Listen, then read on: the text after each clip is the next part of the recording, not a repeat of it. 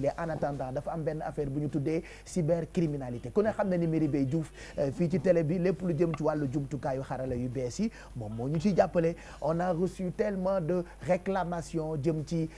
nit yi ni ñuy jàmbatee internet ak yi leen ciy dal moo tax mu ñëw pour gindi ñu ci tuuti xëy na du xaj ci benn rubrique mais tey il faut que ñu ñëw ci pour wax leen lan mooy cybercriminalité. waaw avant d'abord maa ngi nuyu ñi fi toog ñëpp. nuyoo mbër. te di nuyu tamit ñi ñuy seetaan téléspectateur TFM ak quartier général.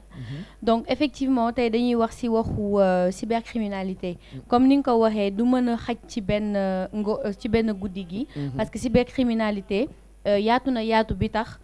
bëri façon bi tax nekk peut-être duñ ko mën a jeexal sujet bi duñ ko mën a jeexal tey jii nii. Mais au moins. Dina am luñ ci jot wax ñaar ci nit ñi ba ñu gën a def attention. Donc am na benn élément bu ñu indi boo xamante ne dañ ci laajte avis expert yoo xamante ne nii ñoom dañ ñu wax lan mooy cybercriminalité et aussi naka la ñu mën a def ba éradiquer ko. Donc dañuy seetaan élément bi après ñu ñëwaat ñu def ci tuuti commentaire. De l'autre côté de l'ordinateur se cachent des professionnels de l'arnaque. On les appelle les brouteurs d'Abidjan. Car un grand nombre d'entre eux officient depuis la Côte d'Ivoire. En Côte d'Ivoire, le salaire moyen est de 300 € par mois. Les brouteurs arrivent à gagner autant en une journée. Au Sénégal, des Nigériens cherchant des candidats à l'immigration ont récemment piraté un compte mail d'un haut responsable de la présidence. Fraude internationale sur Internet, attaque informatique ou usurpation d'identité sur Facebook. La cybercriminalité revêt de nombreux visages et ne cesse de s'amplifier. Zoom sur ce qui est réellement la cybercriminalité. C'est un terme assez vaste, donc il y a très peu de consensus dessus, mais qu'on pourrait essayer d'expliciter ainsi. C'est tous les actes criminels, mais qui sont amenés dans le domaine de la technologie, de l'informatique de manière précise. Elle peut présenter plusieurs caractères. Donc, on peut citer, ça peut être une fraude en ligne, l'usurpation d'une identité, ça peut être le vol ou la compromission de données, ça peut être la pédopornographie, ça peut être le harcèlement sur Internet. Les criminels sont de plus en plus ingénieux pour utiliser les technologies modernes, afin de commettre diverses infractions. Qui sont ces cybercriminels ? Il y a plusieurs types, donc ça peut être une personne lambda, un étudiant en informatique qui a appris les rudiments du hacking, peu de chez lui ou depuis le campus universitaire, commettre des actions graves. En Afrique, plus fréquemment, on parle de cybercriminalité plus généralement à cause des brouteurs. Les brouteurs, ce sont ces personnes qui passent des journées sur leurs ordinateurs à envoyer des emails. Dans ma boîte mail, j'ai reçu des messages et dans les messages, je peux bien lire que j'ai gagné de grosses sommes d'argent variant entre 1 million et 10 millions. Voilà. Donc, une fois que nous sommes commencement à lire, je supprimer quoi. Dama xam ni c'est n'importe quoi. Xam duma jéem a lire, duma jéem a chercher à fond quoi. One way laa ko def ci laa xam ne lii mooy deal bi. OK, ma supprimer am ni gars yi dañuy jéem a dox sa kaw bopp. Ils peuvent gagner beaucoup d'argent, ils peuvent gagner jusqu'à 5 millions par mois pour juste en envoyant des emails aux États-Unis, en France, à des personnes qui sont naïves. Il y a aussi des groupuscules mal intentionnés, donc pour dire que il y a carrément des gangs, des organisations criminelles qui s'activent autour de la cybercriminalité, qui peuvent perpétuer aussi des harcèlements, ils peuvent monnayer des informations. mu ngoog donc bu ñu comprendre un peu élément bi ñu ngi ko déglu ci français ak Merry Beye nga leeralal ñu ko xanaa ñooy mooy sambabo yi nekk ci internet bi. waaw en fait dañu dem ci expert malheureusement nag am na ñoo xamante ne dégguñu olof. moo tax ñu utiliser français bi waaye waaye olof ëpp fii Sénégal la. waaw mais xam nga rek nit ñi pour nga bañ a def foog ni yaa ci ne dégg nga. waaw mais xam nga yenn experts yi tamit mënoo leen forcer olof bi te jànguñu Sénégal ko wolof la ñuy làkk ma làkk may français. donc man su ma ñëwee sa reportage français mais tendance de waay nag wuy ma buñ fi xuloo bon merci léegi li ma doon expliquer mooy experts yi ñu expliquer en tout cas dañ ñu wax que ne la plupart ñi nga xam ne dañuy nekk derrière seen ordinateur di yónnee ay mail dañ koy def par exemple mën nañ nekk benn dëkk yow nga nekk beneen dëkk par exemple man mën naa nekk Sénégal ti ma koy yónnee la plupart du temps en fait dañuy naan que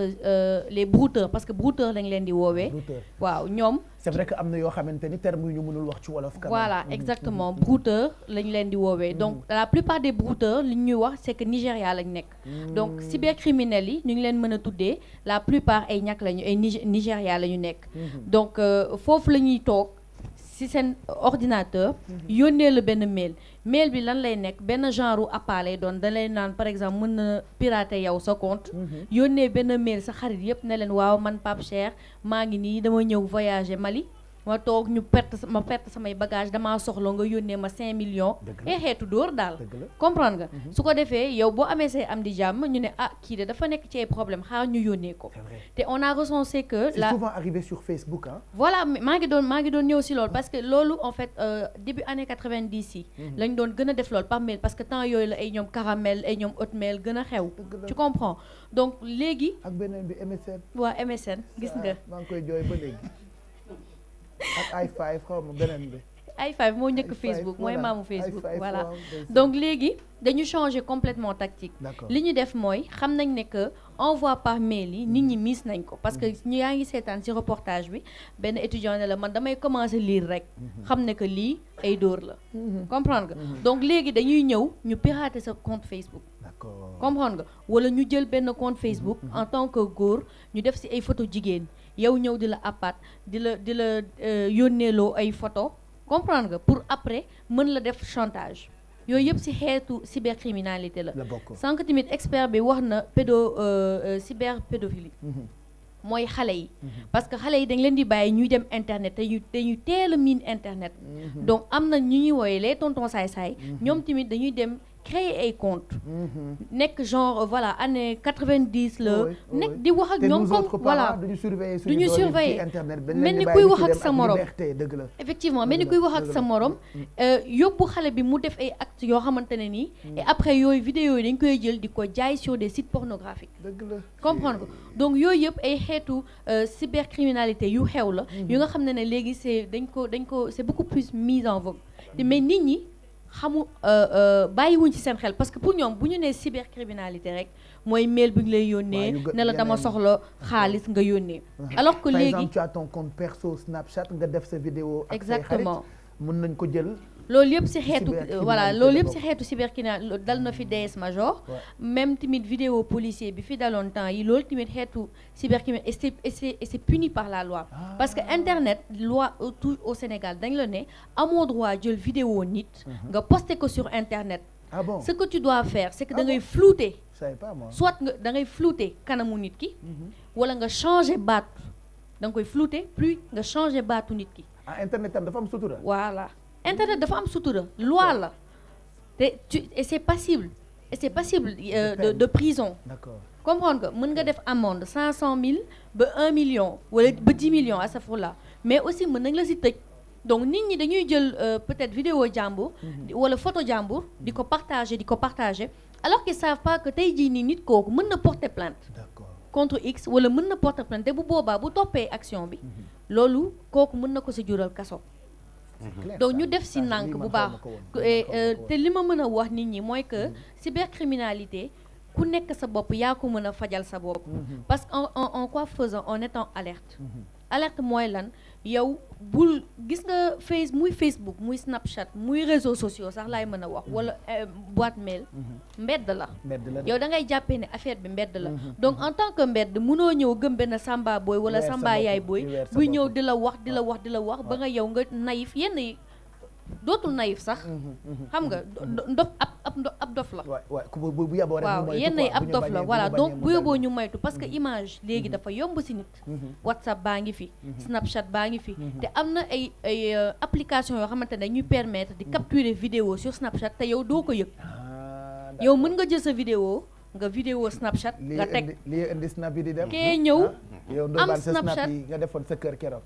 lii moo tax application boobu la ko gars yi jëlee man snap kiiwuma ko mais xam naa ne lii muy wax nii lu ma xam la nekkoon na thème de la semaine. nekkoon na thème de la semaine te moom mii xam naa ne du ñàkk ma def beneen thème de la semaine. oo ko ci parce que li muy wax nii. lundi passé dama xëy suba. bi may ñëw di def si Wareef benn femme woo ma ci benn quartier fii. wax ma ni loolu daf ko dal.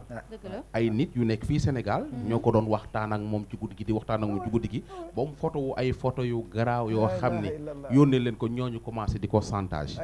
mu jox ma numéro téléphone ñooñu ak seen adresse Facebook. man ma connecté wu ak ñooñu woo leen téléphone menacé leen. ñu doo ko bàyyi man leen mani femme bi bu leen woowati suñu la wooyu bul jël bloqué leen bul waxateeg ñoom bu ñu xam ci loo nekk dañuy daw.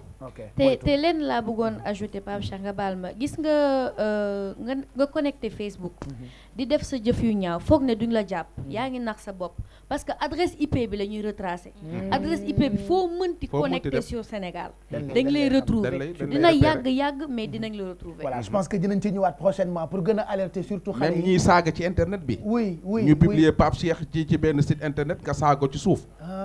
pour ñu jàppale du dara man am na benn waay boo xam ne daf ñu doon musa saaga. waaw muy liggéeyee fii ci booru parc Hann bi. waaw adresse IP bi lañ topp ba xam ne mi ngi ba xam bureau am. xam ordinateur bi à partir de où la ko envoyé loolu. adduna bi dafa avancé de kuy def da nga def loo xam ci internet bi. camion laa yóbbaale merci merci Merry Diouf lii dafa am solo dinañ ci ñëwaat ci beneen jotaay gën ko expliquer pour ñu gën a moytu surtout mag ñaa ngi seetaan wax naa ko couleuru samedi soir bi désormais Sénégal quartier général moo koy joxe nii ñu ko defee noonu la ñu bëgg ngeen defee ko seen i biir kër xam nga bu njëkkaan sax wala ci ay jamono dinañu xool télé des fois mag day rus ci liy jàll ci télé bi wala xale rus ci liy jàll ci télé bi mais heureusement ba QG mu ngi fi donc samedi ñëpp dajaloo en famille mag ñi ak ndaw ñi ku ne gis ci sa bopp nga xam ne du am benn gêne qu'on essaie de trouver solution ci yenn ci ay jafe-jafe donc cybercriminalité boobu noonu ñu ngi lay ci gërëm bu baax Merry Diouf Mamadou Ndoye Bane ca kanam